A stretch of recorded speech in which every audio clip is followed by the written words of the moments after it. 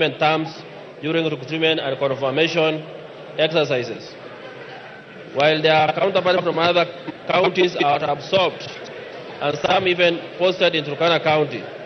Reports indicate that factors such as nepotism, tribalism, and lack of transparency have marred the recruitment process, therefore locking out qualified casual workers. This unjust treatment not only demoralizes the affected workers and hinders effective service delivery, but also perpetuates the marginalization of Turkana County residents from gaining access opportunities for gainful employment. Honorable members, order.